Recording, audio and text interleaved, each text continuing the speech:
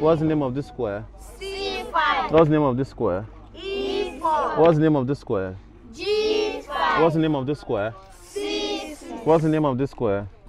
D1. My name is Babatunde Okoya. I'm a National Master of Chess in Nigeria, also the convener of Chess in Slums Africa, a non-profit organization dedicated to using the game of chess as a medium to give children educational opportunities. A couple of months ago, in the Majidun Ogolonto slum community, where we teach children how to play chess, I got a call from our community-based volunteer, Shedrack. So he had found a little boy at the bus stop. You know, it was raining and the boy was shivering.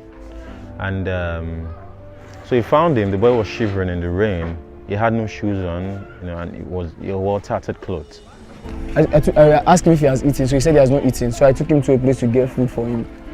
Then the lady there was like, do I know this? But I said no. She said he used to pick iron up and down. He picks iron and cartons that he resells to all those aboki. I was like, wow. So he was not putting any slippers on that day. So I just got him food.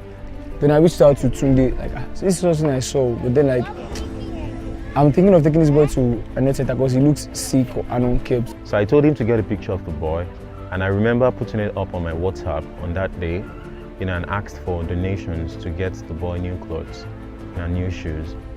And so when I got back to Lagos, you know, a lot of people reached out and we got a couple of clothes for the boy. And when I got back to Lagos, I decided to go visit them in their home.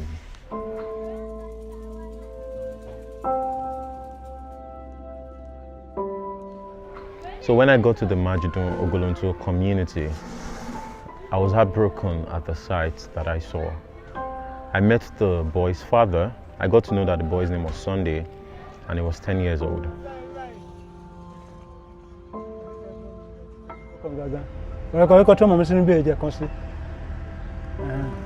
To travel to Port Harcourt, Warri, like I said, question where you are in the I think correct Sama coming for correct Sama Murani. Uma Pejago. But if I can to go to other than to go to other. Was he be like a manage. But he yaw me there salasi to ku. But to ku because we call me, but go to allow me because you take us on a law. Because you get it on a law. But Bessa, the other visa was a kusa. Atomo at the yaw was a ku. I don't know about 25 silver. You know, I also got to find out that the boy had an elder sister. So they lived in a blue zinc container just by the riverside. And where they live is a place that isn't conducive for any human. You know, I was heartbroken when I saw that this was their reality and this was where they had lived for the most part of their lives. You know, I brought the clothes and gave them to the boy. But then I realized that, you know, there was a much deeper crisis to this. And just giving the boy clothes wasn't going to be enough. Kini Yoruba? Eshin. But in chess, we call it a knight. Everyone say knight. Knight. Then this one, bishop. Bishop knew I would have been on pastor to my one in Catholic church. Come on, walk up, sorry, recap. So bishop, the story was a very painful one because he narrated how, you know, the wife was terribly sick, and he didn't have any money to take them to the hospital. He had about just 2,000 naira, you know, and it just wasn't enough to get them proper treatment. So they decided to self-medicate, and you know, the woman was just at home. She was terribly sick, and her situation, her health kept deteriorating, and there was nobody to help them. She eventually died, and the most tragic thing about the story is that the last son, who was about 2 years old, died on the same day as the pregnant wife. The boy died in the morning, and the pregnant wife died at night on the same day. I was heartbroken, and I couldn't help but imagine that, you know, an amount of money as little as maybe 10,000 naira would have saved both their lives, you know, and gotten them proper health care. Àdédàjú kú, mo sáà wà lójú kan, kò sẹ́nìbọ̀dì, gbogbo sáà sún mi àti jẹun pápá láì ọgbọ́n Ọlọ́run. Bá ti ń fọ́ báyìí, mo tilẹ̀ ń sọ pé ọmọdé yóò tẹ gba 15 naira péré kò sí, gbogbo aṣáàdìpọ́sá, aṣáà ń jẹun, aṣáà ń gbádùn. When he narrated the story, and I got back home, you know, I couldn't stop thinking about them. I knew this was a terrible crisis, and they needed substantial help. I knew even just giving them money wasn't going to be enough. They needed help. They needed help that was going to be sustainable. So I didn't have a lot of money. So what I did was I reached out to a couple of people.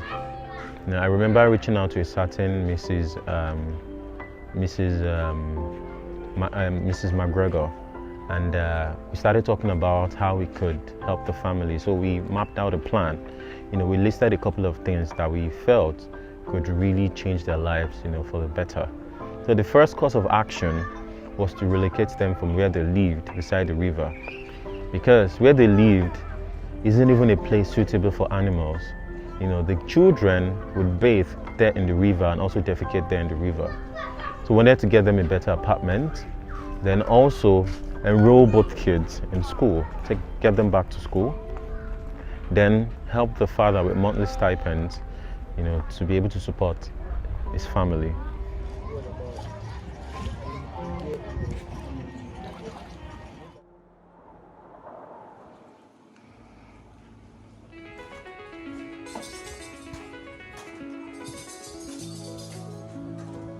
Two weeks ago, we were able to get them a new apartment, a mini flat, you know, somewhere not too far from the man's workplace, you know, in a very conducive environment.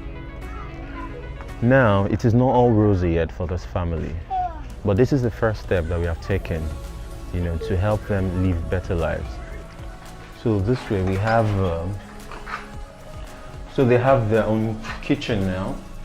You know, a very funny occurrence happened. The very first time we brought the man here to check out the apartment to see if he would like it, and so the caretaker was asking him if he wanted to use, he was going to prefer to use a gas cooker or a kitchen stove, and the man replied firewood. And it was a bit funny, but then, you know, the tragedy is that that has been their reality, you know, for the most part of their lives. They cook with firewood. Changing the life of this family is just one step, you know, it's just one story in the midst of millions, you know. And I remember sharing the story at Nigeria Info FM, and on that day, you know, I saw true kindness in Nigerians. A lot of Nigerians rose up for their sake. I remember a man that called me and brought the only ceiling fan he had, you know, one said he was going to give it to the family for their new apartment. There's still a lot of work to be done here. The windows are still not fixed yet. Then probably some painting and the ceilings. And probably also have some furniture for them and a television so the kids can get to watch something and be entertained. You know, true kindness isn't in having all the riches in the world, you know, but in giving hope to those who feel that they're alone in the world. Sunday's family, you know, they've been through a lot, but one thing is for sure from now henceforth, they wouldn't be alone anymore. And I just want to call on everyone to really come together. There's still a lot that we have to do for them. Getting them apartments is the first phase of the plan. You know, making sure the children go to a really good school and even get extra lessons, you know, to complement for all the years that they have missed. And also ensuring that they don't go hungry. You know, these are some of the things that we still need to put in place for the family. And I want to call on everyone to help us, you know, change the lives of this family for good. Thank you.